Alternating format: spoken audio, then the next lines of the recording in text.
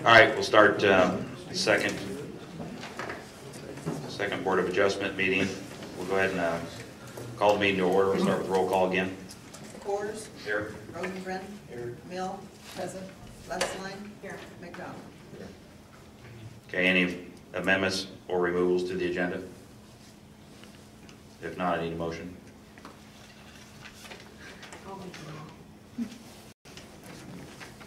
Second. All those in favor say aye. Aye. All right, now we're reviewing the request to allow chickens on the property of Samantha Johnson's.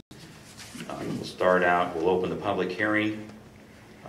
Something I wish I would have done on the last one right from the start was to once again apologize for the amount of time that it's taken to review this. The application was filed on August 9, 2012. We've just been trouble getting to things. Anyway, if you would like to speak on your behalf, go ahead. I would. I don't think I'll take so long because I didn't bring the judge and certified for a lawyer, so. Can you guys hear me? Okay?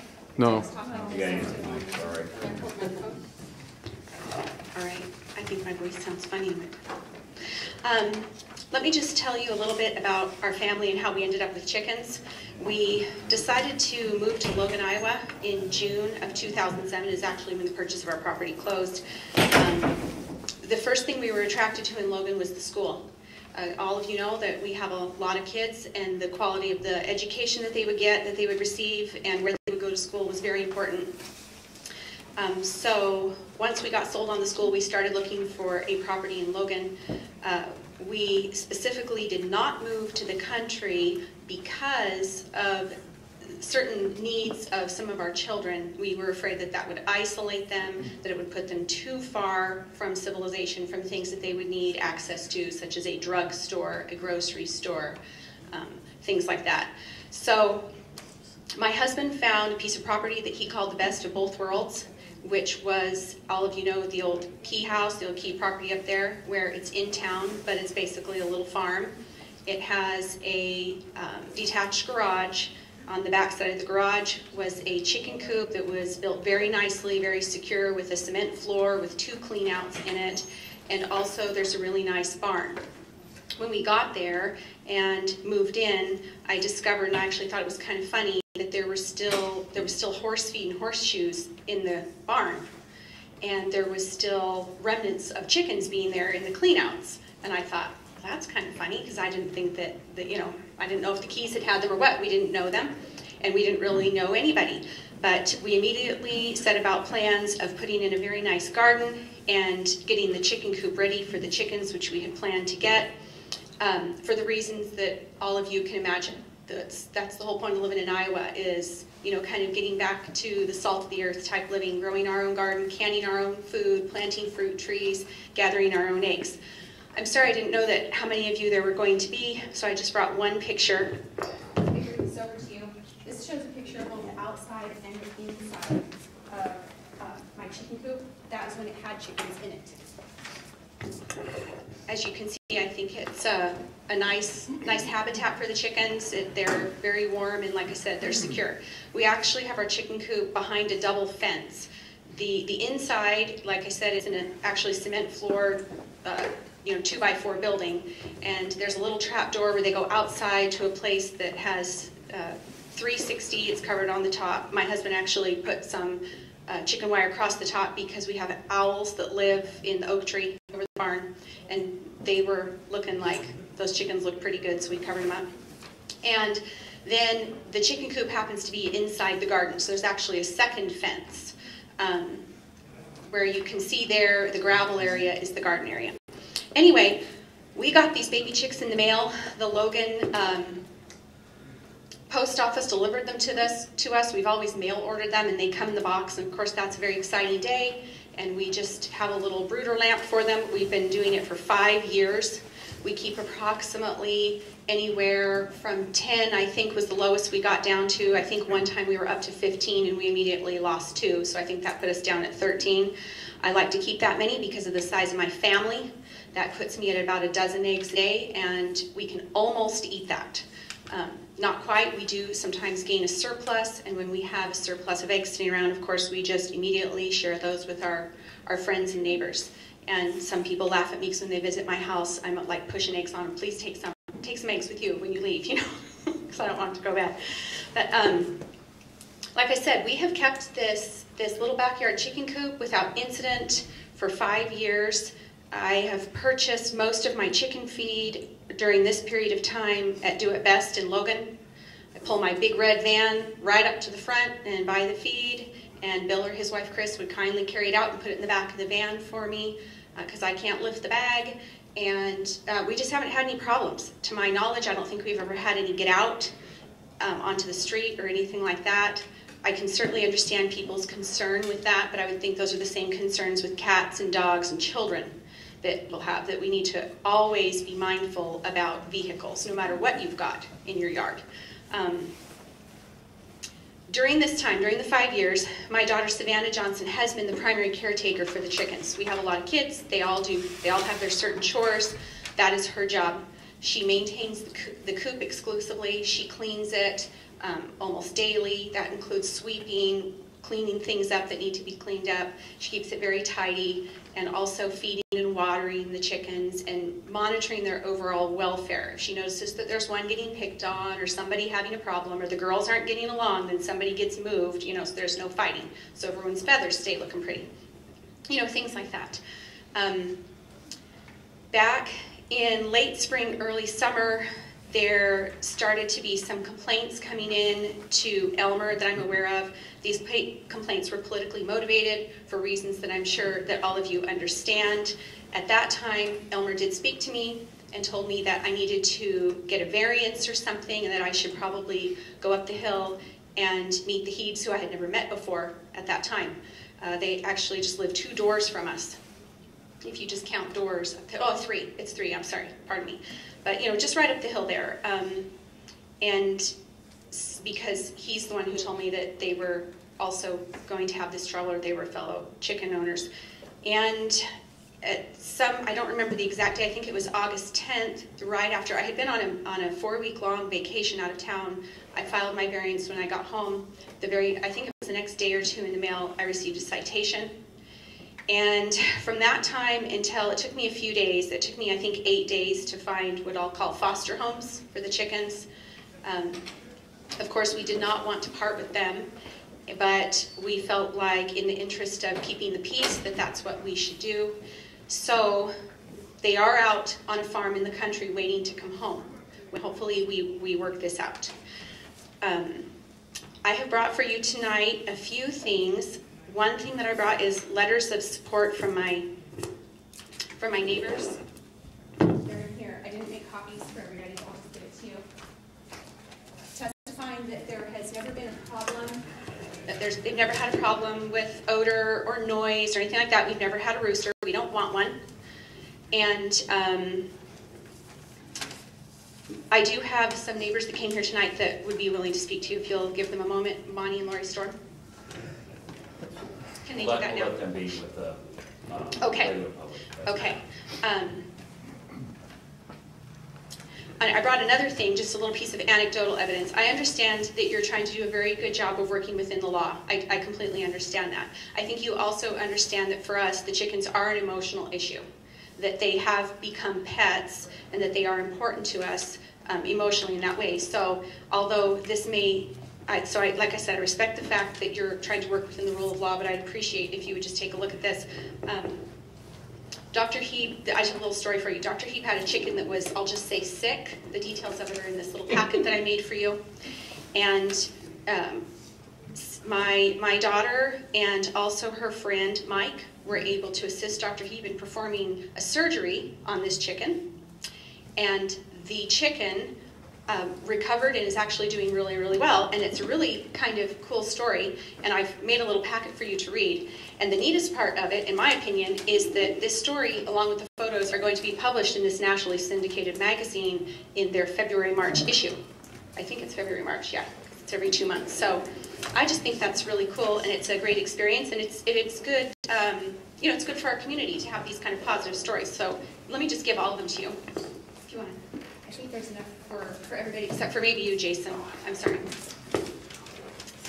So, I hear you talking about your ideas and kind of milling over what you can do and what you feel that you can't do, again, to work within the law. I understand that. I would just like to express to you that I think all of you at one time or another, Luke, I don't think you've ever been up to my house, but I think you know which one it is. I think all of you know that when you drive by, my coop is not viewable to the road. It's not something that we've ever hidden, but it's not something that we've ever advertised. It's way back on the property, way back behind the house. You don't see it. So even people that have lived here a long time are like, what are you talking about? What do you mean? I drive by there every day. I didn't even know you had them. And like I know, Clint, I don't know if you knew that we had chickens or not, but I know you've driven down my driveway into the house to pick like your son up that's been over with my son, you know, playing airsoft or building something or whatever it is that they've been up to. So I do appreciate those of you who took your time to come out and look at the piece of property so you can get a real visual of what it's like, because I believe that I should receive a variance based on the fact that it is a unique piece of property in town. The house is set so far back, and the outbuildings are set back even further than that.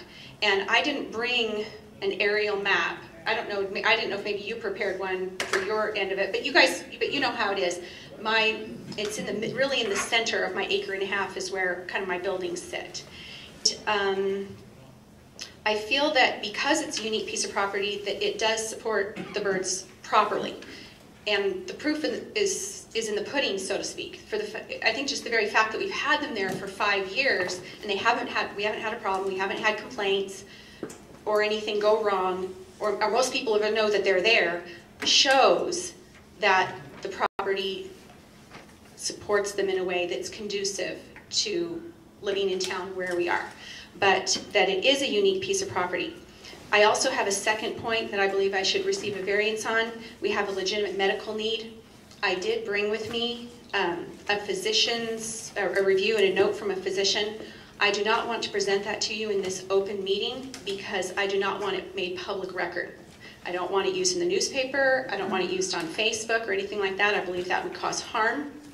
So I don't know how you want me to do that. I don't know if I can give it to you legally after the open meeting. I don't know if I need to mail it directly to the attorney. I would like all of you to see it, but I don't want it public record. It needs to remain confidential. What do you think? At this stage,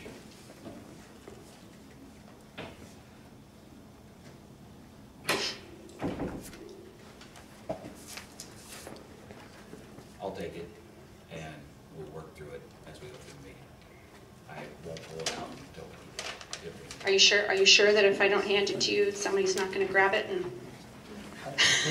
you don't want it in the public. Yeah. You shouldn't give it to them. Yeah. I shouldn't give it to you, but I think that you need to see it to make your decision. So should I give it to the lawyer? This is a public forum. If you want to keep it private, you need to keep it private. That'd be the safest way. Okay. Well, I think that I can probably send it to the city attorney, Okay. and that way then it will remain private, and I think you can converse with him about it, because it's a legal issue. It's a privacy issue, like a HIPAA issue. Anyway, I did bring my daughter Savannah with me here tonight, and she had some words that she would like to say to you. Would she be allowed, please, to say those now? Okay.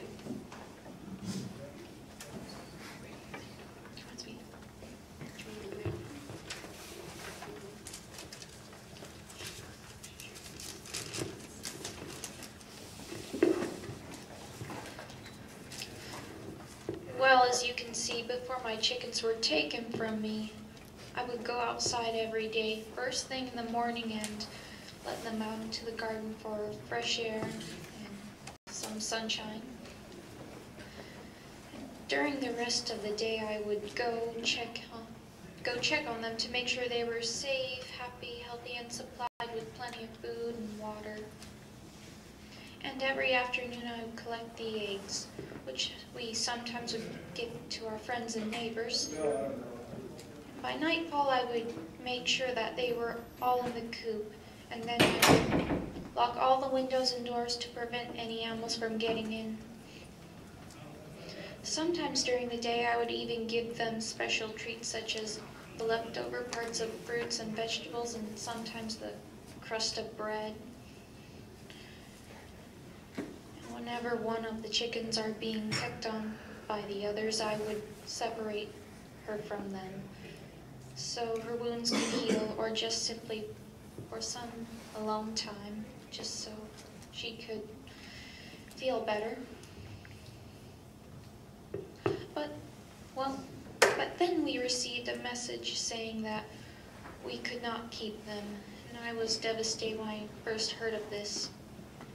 And now that they are gone, it's hard for me to even look inside without feeling depressed. I don't know why the people of Logan would do such a thing. My chickens have never done any harm to anything or anyone.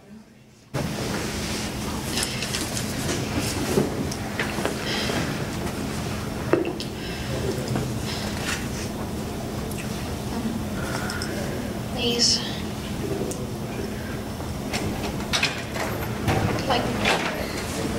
I'd like to have my chickens back.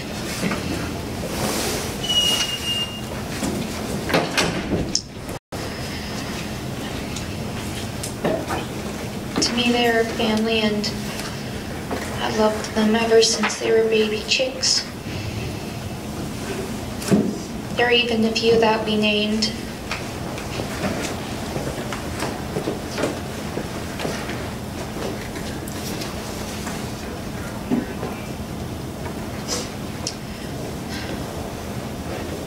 Thank you. Thank you.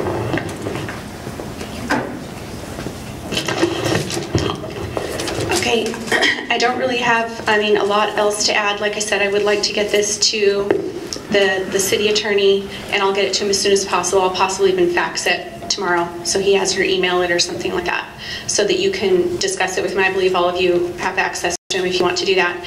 And like I said, I have no problem with any of you knowing about this and working through it. I think it's extremely, extremely relevant information. It's just not something that I want published on the public record, so I appreciate that. If you have any questions for me, I'm certainly happy to answer them. Just to clarify, your request is still to continue the backyard flock of 10 to 15 birds is still the request? Yes. Okay. Yes.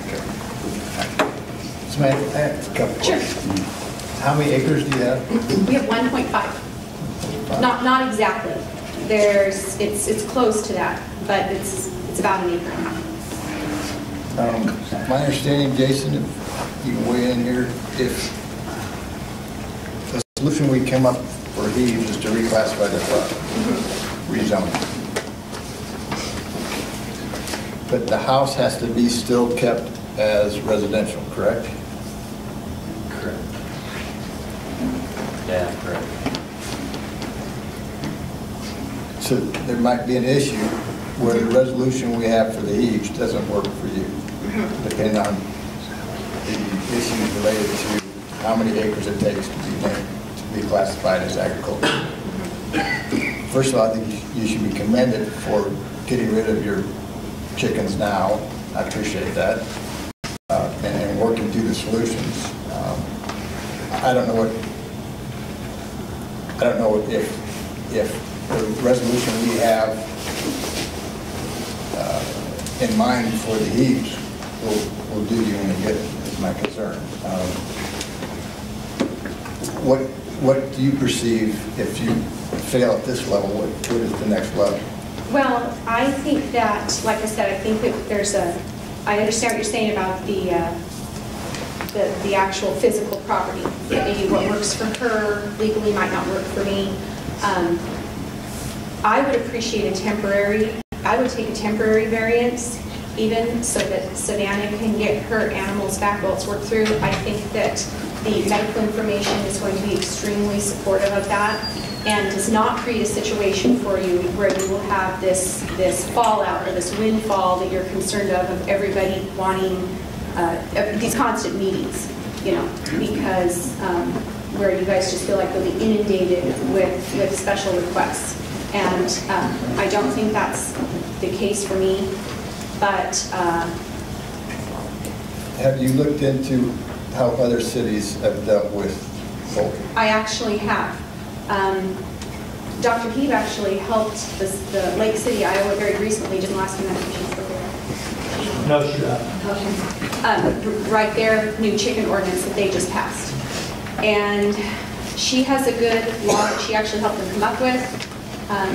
I looked at some others just online. Like, it was actually a shock to me that the city of Logan didn't allow chickens, because you can have chickens pretty much everywhere else that you can think of. I mean, there are some places that still don't, but you can have chickens in Omaha. As a matter of fact, I was out at One Pacific Place one day, and I cut through that windy neighborhood down there, that one that was really pretty, that's built like in the 60s or 70s, and there were some geese in somebody's yard. I had to laugh. I thought, oh, I get in trouble for that in Logan. You can have it right here, you know, Midtown Omaha. But some cities just have that it's just allowed as long as it's a non-commercial flock. Other cities are putting a limit on the number of birds per household. It's really kind of unique to each city. It's my personal opinion, in the interest of liberty, that the city should be as liberal as possible in allowing people to have their freedom to feed their families how they want and have their property how they want. I don't think it's one guy's business, you know, our business to tell someone what to have in their yard or not have in their yard, or what color to paint their house or not paint the house. And that's why I moved to a community where you can do that instead of a community that has CCRs and things that are restrictive. But I have looked at those. I mean, the city of Beverly Hills allows chickens. The city in Manhattan, you can have chickens. In Las Vegas, you can have chickens. As a matter of fact, I have a friend who lives one block off the strip, and he has 3 chickens in his backyard. You know, so chickens are widely accepted in other areas, both as pets and as a way to kind of get back to nature, and a way to feed your family, and for people who are, you know, economically. You can feed your chickens your table scraps. They eat insects. And they're also economical to keep in the coming times where I think the economy is going to be hurting. So I just think there's a broad variety of reasons and really good support. I did not bring with me any examples of any laws. It's my personal hope that the City Council would change the ordinance and allow everyone to do it. I know that there are other people in town that have them. You know, my kids are runners. They run through town when all this broke open. And we discovered kind of, wow, they're illegal, and we're going to get in trouble, and what's going to happen. And my kids who run cross country said, well, there's like 5 or 6 people in town that have chickens. And I said, oh, well, I never thought about it. I never was concerned about it. But we're not the only people. We're not entirely unique. So it's my opinion that I would hope that the city of Logan would kind of get up with the times and change that ordinance. But in the meantime, I filed for this request because I was told that's what I needed to do. So I was I'm just ignorant as to the way the law works, and I'm just trying to just work through it. I filed for the variance, I got the citation, I fostered them out. We're just trying to work through it, but we very, very much would like to get them back. We are able to go visit them from time to time, so we know they're okay, but we would like to get about 10 of them back. I don't know if I answered your question or not, but okay. All right, thank you. Jason. All right, as we know, this property is, as far as Dr. Hughes, is a little different. It doesn't have the capability to be sectioned off as agricultural and residential. We don't have, right now, it's too bad we don't have an aerial map of what their property looks like. They do have about 1.44 something acres. But it's in 2 parcels, and there's still an old city alley that's legally running through the middle of it. But there's all their outbuildings are built on the city alley, which they would have a case as far as grand domain, or that it's been that way for years. But that's still something that would probably have to be cleaned up. As far as the city would have to either abandon it, have to sell it, or they'd have to, it's been that way for years. They have, you know, they have lakes down that way. So even though it's 1.something acres, it's still legally 2 smaller parcels, so it's not even a 1 acre, which, like I said, I think they could get that rectified. So it still falls down probably to the city council themselves would have to define what, you know, what size of the lots. Most cities have a lot requirement, lot size, square footage. They have distance, of course, like I said before, that you have to be so many feet away from your neighboring residence. You know, I think most of them said somewhere between 30 and 50 feet from your neighbor. No, and stated for some reason, no roosters, things of that nature. But also with the smaller parcels, you run into the multiple outbuildings again, where you're only allowed, you know, so much on a square foot. You have to have so much green space. So, but with their lot, I mean, their property would definitely fall within your typical cities and, you know, other states that have chicken ordinances. You know, I mean, the way their property is now. But like I said, you can't. They don't have the option for the agricultural rate. It's more, and the Board of Adjustments, they can't change city ordinances or zoning. You know, it's just they can recommend, but they can't. They can do temporary, you know, of course, until such. But I don't. Yeah. I guess there's just not as many options. But there's. Did the 1.44 include the alley already? If it was abandoned. No, like I said, I think if you look, it's that and it's the 2 parcels and not the alley. Yeah.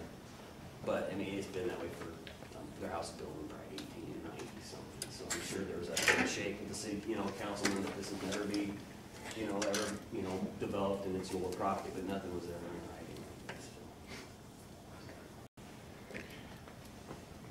Questions for Jason? Okay. That interested property owners want to speak? Go ahead. Thanks.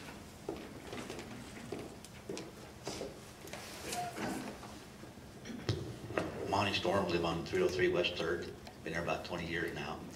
And when they were talking about getting chickens, they asked me, I know it would make any difference legally or not, but they asked me if I cared if they had chickens or not. And I said, no, it wouldn't bother me a bit. And I didn't even know they had them for a long time. You never hear them. There's a privacy fence there. And I know it's always clean. So if they were to be granted a variance, I mean, my family and I would not have a problem with it whatsoever. And we are the closest neighbors to them. So, right up against it. Thank you.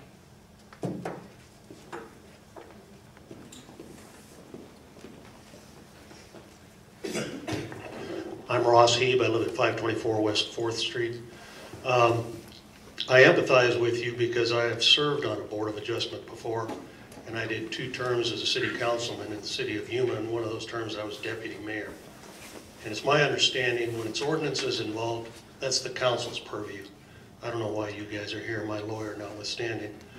And when it's codes, that's what you deal with. Having said that, however, I would just point out from my own experience in Yuma, city of 100,000 people, we had provisions for people to maintain what we call hobby livestock operations, typically chickens, sometimes pigs, cattle. It was very interesting. The main concern there was to afford the opportunity for urban youth to participate in 4-H programs. It's amazing to me that in Logan, Iowa, your folks who live in town, unless they have friends or relatives who own farms, can't raise livestock and participate in 4-H. Whether it's rabbits, chickens, hogs, small calves, and then show them at the fair. I'm just nonplussed. The value of that, particularly in a rural community, is you can't place a value on that. Ultimately, I think this is going to come down to a resolution by the city council. They're going to need to deal with their ordinances to accommodate this sort of thing. You're concerned about opening a floodgate by setting an exception, and then everybody wants an exception. I would just caution you to have concern about not acting prematurely before we have a chance to really get before council and figure out where the city of Logan wants to be and what opportunities it wants to afford its citizens and its youth, and how it wants to compare to other cities that have had to act on this. Thank you. Thank you. I was asked that Rhonda Leonard gave me a letter that she asked me to read. I'm not going to use my phone. The issue I have that I wanted to bring up before was I don't understand why it's before this group, because, as I said, to me, variance to me implies building codes, and you have no power to give a variance on an ordinance, so I think you're before the wrong board to begin with. But Rhonda wrote this letter in opposition. She provided a copy for the record. And she used a lot of big words, which I may mispronounce. I'm an engineer, not a doctor. It says, we are contesting Sam Johnson's appeal to the Logan zoning ordinance to authorize a variance to allow chickens on their property located at 314 West 4th Street in Logan. We own the property directly across the street at 315 West 4th Street in Logan, and we are very concerned about the spread of disease, noise, and air pollution that will potentially affect our health and livelihood. Poultry are carriers of several diseases that can be spread to humans, either by direct contact with the birds or by inhaling the air in the areas where the birds are housed. Please see my attachments for information on the different kinds of serious and sometimes deadly diseases that can be spread to humans. I have also attached a letter from the Kansas Department of Health and Environment that was sent to Lawrence Humane Society regarding poultry being kept in backyards within city limits of Lawrence, Kansas. The Kansas State epidemiologist stated that he was very concerned for the health and well-being of citizens if this was allowed, and stated that he believed it should not be allowed. Another attachment is from the Illinois Department of Public Health regarding human health concerns about raising poultry in urban environments. They stated that besides the diseases that can be spread by the poultry, there's also potential to attract predators and rodents to the areas. These include stray dogs, foxes, coyotes, mice, rats, and raccoons. Then we will need to worry about rabies and various other diseases that these rodents and predators carry, such as Lyme disease, brucellosis, leptospirosis, and if I'm virus, lymphocytic choriomeningitis, rat bite fever, salmonella, something or other, tularemia, and just to name a few. One of the attachments talks about the health risks of chicken manure, and it states that there are antibiotic-resistant bacteria waste will be disposed of. They have been videotaped throwing yard waste and dog feces into Milliman Park area, and who is to say that they won't throw the chicken waste in the park too? Will they then have their poultry and housing inspected by a veterinarian or Department of Public Health to ensure that the safety of the citizens, it's an incomplete sentence. When a citizen comes into contact with one of the airborne diseases or inadvertently touches something that has been exposed to the poultry manure or develops an illness, who will be in charge of finding out where it came from, and will the poultry owner be held liable? I believe the potential for health risks and other problems for the citizens of Logan far outweigh the benefits that Sam Johnson will receive by housing poultry in her backyard. I pray that the Board of Adjustments will reject Sam Johnson's appeal to house poultry in her backyard within the city limits and protect the health and well-being of citizens of Logan. And I think the point that comes up from her letter is that this is an issue that's much greater than just a variance. To me, this is where an ordinance needs to be addressed. And, you know, I don't know the validity of these issues because this is not my letter, but again, I just question whether this is the proper forum. Okay. Who asked you to read that? I'm sorry, it's Mike Leonard and Rhonda Leonard. And they own the home directly across the street. I believe they're using it as a rental property. And why couldn't they read it themselves? Because they're not, my understanding is that they were going to be present, but the meeting was rescheduled, and it was rescheduled to when they had a planned vacation.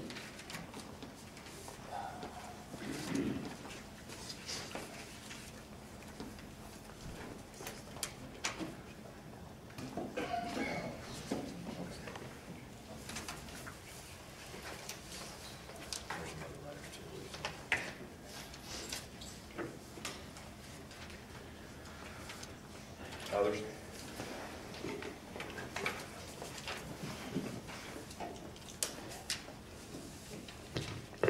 Terry Francis, 509 North 2nd Avenue. I think you probably did address this originally, that there is a distinct difference from the previous hearing as to the options that you would have for a zoning. With that, and with what was just discussed here, I would suggest that the board actually take no action on this and refer it back to the council for some specific ordinance determination. One fact is, though, that I believe that the chicken coop is visible from the south end of Millman Park, which also West 3rd Street. So just for a little clarification on that. And I just feel it's unfortunate that the Johnsons did not check with the city prior to obtaining the chickens so that they could have saved their daughter the hurtful feelings that she feels right now.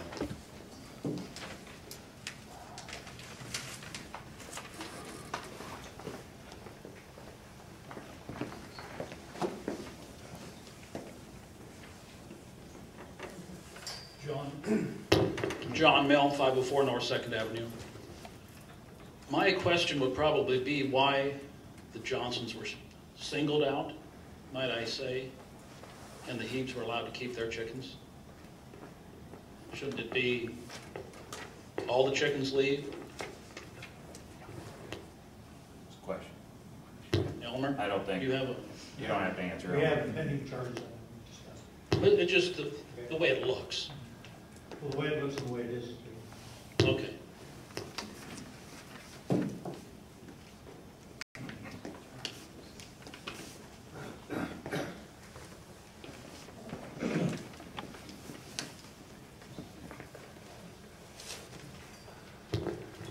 Hi, I'm Lori Storm, and I live at 303 West 3rd, too. Neighbors to Sam and Skip and the kids. And we don't have any issues with those chickens either. And I don't really see how anybody can see the chicken coop from Millman Park either, because it's enclosed. We've never had a bit of trouble with it. Savannah has always taken care of them very well, and it's been one of her main hobbies.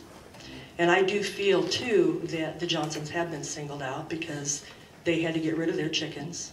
Hebes were allowed to keep theirs. Sam and Skip were cited. And I know that, you know, that the Hebes are working through that now too. And I'm not trying to point fingers, but, you know, in all fairness, we need to treat everyone the same way. Thank you.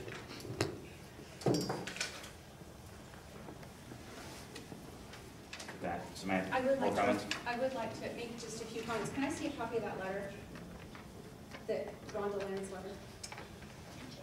It's I guess just, what are you concerned about? Well, I'm just trying to go through it. When she was reading it, you know, I'm just trying to make mental notes of how I wanted to respond to it, and it's quite a lengthy letter, so I just don't want to miss anything. I guess the first thing that I would say is, you know, raise your hand if Grandma lived on a farm. I understand that scientific list of microorganisms, but there's a scientific list of microorganisms regarding cats. Cats are probably some of the dirtiest animals we live with. Dogs, swab the inside of your mouth and see what's there. You know, I mean, that's just fear-mongering. The chickens are no dirtier than any other pets. They're as dirty as you choose to keep them. Our chickens are as dirty as we choose to keep them, just like cats, dogs, and kids. I mean, it's like anything. And one of the points that she makes in the letter is who will monitor the condition of the chicken coop? Well, who monitors the condition of your dogs, or who monitors the condition of, you know, your kitty cat, or who monitors the condition of the hamster, or who monitors the condition of your yard? I mean, this is America. We're self-monitoring. That's what we do. We're not a police state where people go around monitoring things all the time. That's a silly suggestion also. And like I said before, I think the proof is in the pudding. Rhonda has owned the property across the street. When she bought it, she and her husband showed up. I took her a plate of cookies. Those cookies were made with my chicken eggs, and she did not get sick. Okay? My chickens have been there for 5 years. They have never made anyone sick, and my children are in close contact with them all the time. And a couple of you that are maybe know me from school or something know that I love my children more than anyone else in the world loves their children. And I would never put them in a situation where they would become ill or sick. I'm joking, of course, when I say that, but you know, when you're a mom, that's how you feel. I would never expose my children to anything that would make them ill. So while scientifically those microorganisms may be found, it's just fear mongering. Those things are found all around us in our environment all the time in the way that we choose to live. And we all had chickens from Grandma's farm, and I was raised on a quite a large cattle ranch in California, and I'm perfectly healthy. I've had pigs. I'm perfectly healthy. As a matter of fact, tell me if I'm wrong, but I think Rhonda Leonard has pigs. Yes? I have no idea. I think she lives on a pig farm. Has pigs. And you know, those smell a lot worse than the chickens. But you know what they say in Iowa? That smells like money. And the chicken coop is as clean as we choose to keep it. And I know some of you have visited it, both with and without chickens. It's probably worse now because Savannah no longer goes out there. So it's not tended anymore. The chickens left and that was it. It's just like a graveyard now. There's nothing going on out there. But I'm trying to think of what else is in that letter. That I think while it's scientifically true, it's just fear-mongering. Rhonda has been on Facebook because she is opposed to the actions that my husband has taken on the city council since probably June. If you want physical evidence of that to prove that these concerns and fears are politically motivated, I can get you screenshots of all of her comments since June. I just hope that you guys just have the wisdom to see through that. I actually really appreciate Jim Edelman's comments because I know that there are other people in this audience also who disagree with what's going on in town politically, but they have the clarity of mind to be able to separate this issue from that and see that that this shouldn't really have anything to do with that, and yet I believe that that's what's happening here. Rhonda's house, it's a rental house, straight across the street from us, like I said. She has placed no chicken sign in the yard, and it directly faces our house. The only person that can see this sign is Savannah, has a direct view of it from her bedroom. It was simply put there to harass us, like the Facebook page and like some other things that have happened to my children and my family. But I think that issue should be kept separate, but I believe that letter is poisoned with her opinion of our family and not a legitimate health concern. I'm trying to think of what else is in it. I don't know, I can't think of anything else right now. I would just like all of you to just take a step back and just really consider what that is saying. If that's the argument that she's afraid that they're dirty and that the chicken germs are going to blow across the street, you know, we need to go into every home in Logan and take their cats away, and take their litter boxes away, and take their dogs away, you know, and the hamsters and all the other things that have cooties. I mean, it's silly. It's silly. We all eat chicken eggs. We're all fine. There's probably a bigger chance of getting sick from unwashed lettuce in a restaurant than getting sick from your backyard chickens. And I think we all know that. Of course, there's always risks to life, but you be smart, you keep it clean, you wash your food, you wash your hands, you're okay.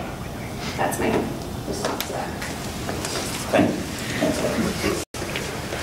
You're a little late, John. Sorry.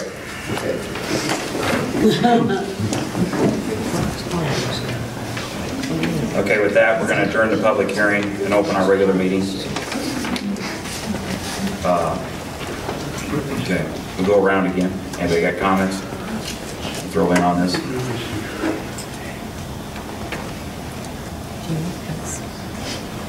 I think it all stems from what's happening on the council. I think the whole chicken thing is. All of us have been around chickens. They used to have, I don't know how many years ago it was for sure, but in my neighborhood, one neighbor had a cow, one neighbor had a hog, and my mother had chickens. So it's just always been that way. And I don't say it's right now, but none of us died from it. We kept it clean.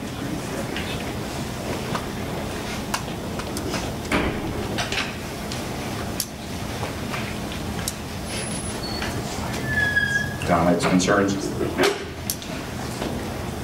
I'm still under the impression it needs to go back to the council.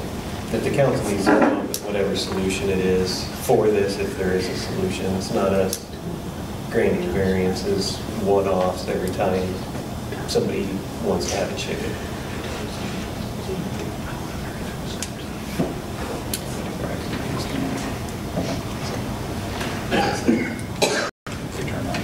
Glenn?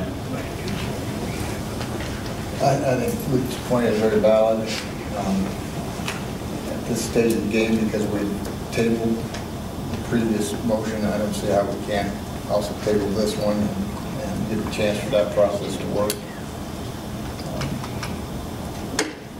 I guess I'm not comfortable right now granting or not granting variance.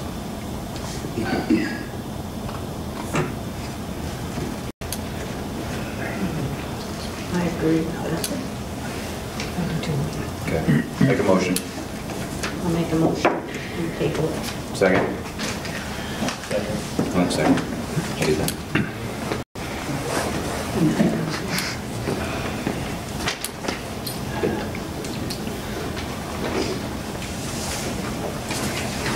Roll call vote. Coors, Aye. Rosengren, Mill, Lessline, McDonald. Aye. Okay, with that, need a motion to adjourn? Clint moves. Second. All in favor, say aye. Aye. Thanks. Thanks for being so good. Thank you.